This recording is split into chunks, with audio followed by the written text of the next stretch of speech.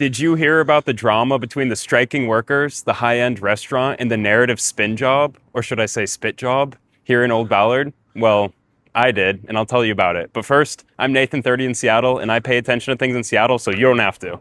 January 1st of 2025, when this restaurant behind me, Walrus & Carpenter, implemented a 22% service charge in lieu of tips. The workers didn't like this, so they formed a union in response, also in January of 2025.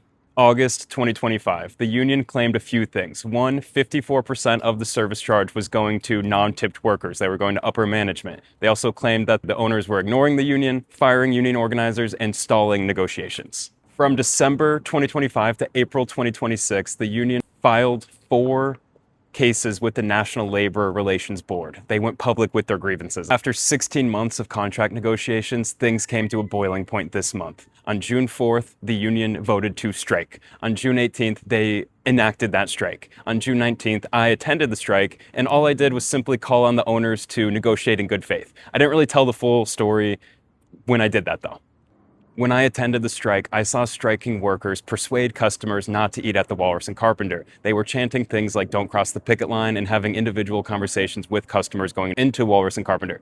On June 22nd, the Walrus & Carpenter closed down, claiming that one of the striking workers spat on a customer going into the restaurant. However, the union has denied any spitting incidents, and the people that I've talked to that said that they were there for the entire time said that no spitting took place. The next day, June 23rd, the restaurant group that owns Walrus & Carpenter put out a statement and opened up their books financially, allowing everyone to see what their cost of goods are, all of that stuff. They claimed that workers are making well above average for the Seattle Metro mean. They also claimed that the owners are only making $130K while bartenders are making $90K, $10 million in debt, and they're operating at a loss of 4.5% or almost $800,000 across the entire restaurant group. Therefore, they've had to shut down restaurants. To me, this appeared to be a ploy to spin the narrative and to get the narrative and the media onto the side of the owners, saying, look, we're operating at a loss, we're so good to our workers, and we barely make any more money than our workers do.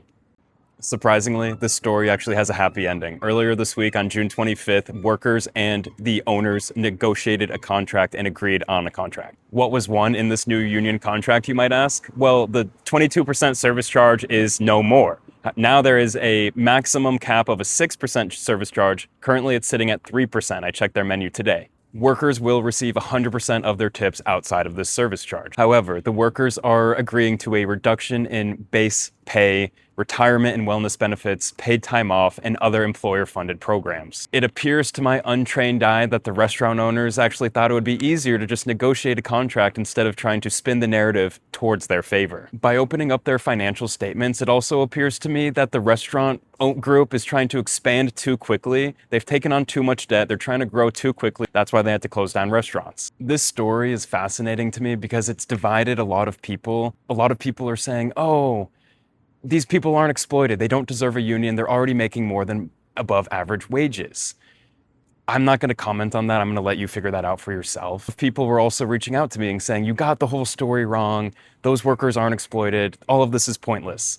Look, all I said in my last reel is I hope that the owners can negotiate with the workers in good faith. At the end of the day, I'm happy that both sides were able to negotiate and agree upon a contract. It does appear that both sides had considerable concessions to get to this point of agreement.